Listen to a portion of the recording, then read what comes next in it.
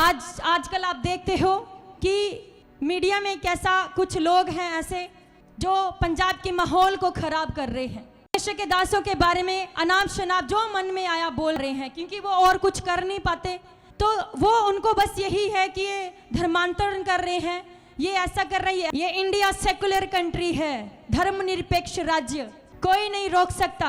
आप भी करो, आपको किसने रोका है? आप भी करो, सबको प्रचार करो अपना। लड़ाई झगड़े करके कोई फायदा नहीं है, कुछ नहीं होगा। जो पंजाब का दुनिया का माहौल खराब होता है, इसको बिगाड़ के कुछ नहीं फायदा।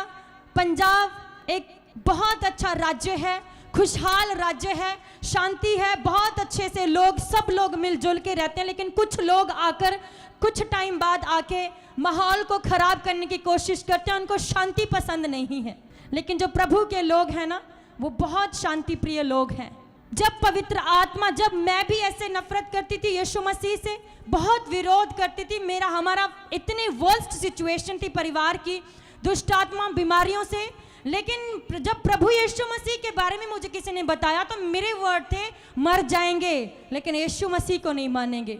लेकिन जब सोचा कि कोई बात नहीं, और जगहों पे भी तो गए, एक जगह और सही, चर्च में ये सोच के मैं गई थी कि मुझे कोई बांध के थोड़ी बिठा लेगा। मैं एक पढ़ी लिखी हूँ, ग्रेजुएटेड हूँ, अच्छी जॉब करती हूँ चंडीगढ़ में अच्छी सैलरी के साथ, कौन मुझे ऐसे पकड़ के बिठा लेगा? कौन मुझे बेवकूफ़ बना सकता? जाकर देखूं तो सही, क्योंकि उन्होंने बहुत बताया था हमें यीशु मसीह के बारे में। 8 महीने बाद मैं गई ये मन बना के, जब हालात बहुत ख़राब थे, जब जैसे प्रभु यीशु मसीह के पास गए, हम चर्च में गए, परमेश्वर की प्रेजेंस का स्वाद चखा, परमेश्वर का स्पर्श देखा, विश्वास हुआ कि परमेश्वर है, जीवित परमेश्वर है, जो हमारे हालातों को, हमारी कंडीशंस को चेंज कर सकता है। और परमेश्वर का पवित्र आत्मा जब पाया, और आप देखो कि यीशु मसीह को जब मैंने पर्सनली खुद चखा, खुद अपनी आंखों से देखा, एक्सपीरियंस किया, अपनी लाइफ में टेस्टिमनी, जो कोई दुनिया की ताकत, हॉस्पिटल, जगहें चेंज नहीं कर पाए हमारे जीवन को, सब कुछ करके देख लिया। जब हाथ खड़े थे, और तब उस सिचुएशन में प्रभु ने हमारी लाइफ में काम किया। हमने जाना कि सच्चा और जीवित परमेश्वर प्रभु यीशु मसीह है। तो क्यों ना हम प्रभु यीशु मसीह के फॉलो करें, उसके वचन को फॉलो करें। हमारा धर्म नहीं, हमारा जीवन चेंज हुआ है। क्यों नहीं माने हम प्रभु यीशु मसीह के वचनों को? हमारे सब कुछ वही है, नाम वही है, कपड़े वही है, सब कुछ वही है। और जब हमने खुद प्रभु की स्वाद चखा, उसकी हुजूरी का, परमेश्वर का स्वाद चखा, तो कैसे हम चुप बैठ सकते हैं कि यीशु मसीह जीवित परमेश्वर है? जो ऐसे लोग हैं हमारी तरह, जो बीमारियों में, दुष्ट आत्मा में, डिप्रेशन में, जिनका भरोसा उठ गया है, जो जानते नहीं हैं, हार चुके हैं अपने हालातों से, क्यों नहीं बताएं हम उनको भी कि यीशु मसीह परमेश्वर है, यीशु मसीह चंगा करने वाला परमेश्वर है, वही राह, प्रभु ने कहा राह, सच्चाई, मार्ग और जीवन मैं ही हूं। तो क्यों ना बताएं हम उनको? कैसे हम अपने मुंह को बंद कर लें? जब चेलों ने देखा ना, चेलों को दबाने की कोशिश की, लोगों ने मार कर, कूट कर, जेलों में बंद करके, लेकिन उन्होंने क्या कहा? चेलों ने कहते हम उसके साथ रहे हैं, हमने उसको देखा है, उसके कामों को देखा है। हम कैसे उस यीशु मसीह को जानकर, पहचान कर कैसे चुप बैठे? हम प्रचार करेंगे यीशु मसीह का, कोई भी नहीं रोक सकता। सबको अधिकार है अपना, जो आपने जिसके ऊपर विश्वास किया, इस बाइबल के ऊपर, इसको प्रचार करने का, अपने परमेश्वर का प्रचार करने का सबको अधिकार है। लेकिन जो प्रभु के लोग हैं ना, वो बहुत शांति प्रिय लोग हैं, क्योंकि हमारा प्रभु यीशु मसीह को प्रिंस ऑफ पीस भी कहा गया है, शांति का राजकुमार। हमारे प्रभु यीशु मसीह ने कभी भी तलवार उठाने के लिए, हथियार उठाने के लिए नहीं कहा। हमारे तलवार और हथियार आत्मिक हैं। ये जो तलवार है ना, ये वचन है परमेश्वर का।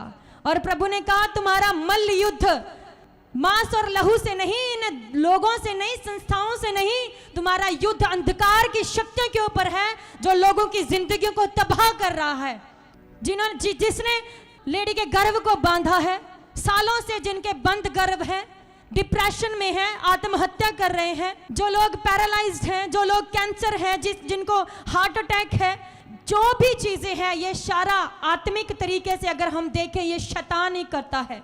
एक कम उम्र में उसकी डेथ हो जाना, वो कोई भी रीजन हो, एक्सीडेंट हो, हार्ट अटैक हो, ये सारा डेविलिश है। और हम ये शैतान की स्ट्रेटजीज होती हैं, उसकी युक्तियां, उसकी प्लानिंग्स होती हैं एक लाइफ को खत्म करने के लिए। और हम एक आत्मिक युद्ध में हैं। एक हम जो क्रिश्चियन लोग होते हैं ना, ये आत्मिक रैलम में चलते हैं। और ये दुनियावी लोग जब हम आत्मिक युद्ध की बात करते हैं ये सोचते हैं शारीरिक युद्ध के बारे में बोलते हैं। आपने कहाँ पे देखा क्रिश्चियंस को हथियार उठाते हुए? हमारे हथियार तो आत्मिक है, हम वचन की तलवार उठाते हैं शैतान के ऊपर।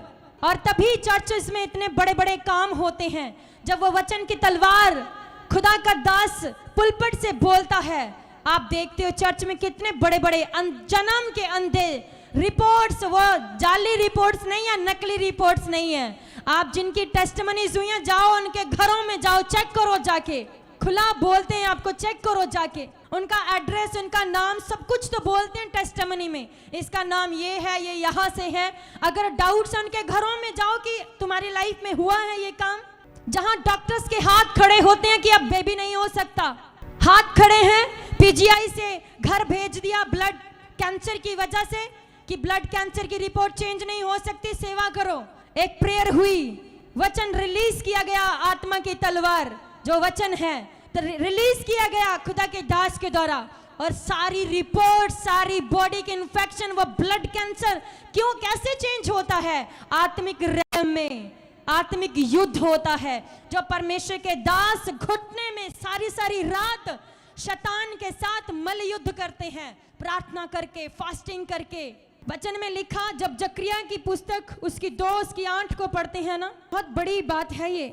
जकरिया उसकी 2 की 8, क्योंकि सेनाओं का यहोवा यूं कहता है, उस तेज के प्रकट होने के बाद उसने मुझे उन जातियों के पास भेजा है जो तुम्हें लूटती थी, क्योंकि जो तुमको छूता है वो मेरी आंख की पुतली ही को छूता है। प्रभु ने कहा, जो मेरे लोगों को छूता है वो मेरे आंख की पुतली को छूता है। ये विश्वासियों के सबके बारे में कहा है ये। और आप देख लो, जो खुदा के दासों को छूता है, जो हर समय उसकी उपस्थिति में है, उसकी प्रेजेंस में है, उसके लोगों के लिए दिन रात दुहाइयां लगा रहे हैं, परमेश्वर के सामने गुहारें लगा रहे हैं, मरती हुई रूहों के लिए बोझ है, सैक्रिफाइस लाइफ जी रहे हैं, जिनको अपने परिवारों का नहीं पता कि अपने परिवारों के साथ भी टाइम स्पेंड करना है, क्योंकि वो भी एक इंसान है, उनकी भी इच्छाएं हैं अपनी लाइफ में, लेकिन उन सब चीजों को मारकर वो प्रभु की उपस्थिति में बैठते हैं, उसके साथ प्रार्थना करते हैं। जो बीमार लोग चर्चेस में आते हैं, जो नशे से लोग जवान मर रहे हैं, उनके माँ बाप जब चर्च में रोते हुए आते हैं, हमारे बच्चे को बचा लो। नशा छुड़ाओ केंद्र में भी नशा नहीं छुड़ा पाए, और जब प्रेयर होती है चर्च में और वो नशे से आजाद होते हैं वो जवान, क्यों नहीं वो प्रभु यीशु मसीह को ग्रहण करें? क्यों नहीं यीशु मसीह के वचन को फॉलो करें? क्यों नहीं यीशु मसीह का प्रचार करें? इम्पॉसिबल है ये चीज। तो मैं विश्वासियों को भी और जो लोग विरोध कर रहे हैं, मैं उनको पर्सनली एडवाइस देना चाहती हूँ कि बंद कर दो ये विरोध करना चीजें, क्योंकि प्रभु ने ये कहा है, जो मेरे दासों को, मेरे लोगों को छूता, मेरी आंख की पुतली को छूता है। परमेश्वर की ये क्या कहा, मेरी आंख की पुतली हैं ये मेरे लोग। तो परमेश्वर की आंख की पुतली को छेड़ना कितना खतरनाक साबित हो सकता है। अब कुछ नहीं ना मिल रहा अगर बोलने के लिए, तो छोटे छोटे क्लिप अगर कट करना है तो पूरा क्लिप कट करो।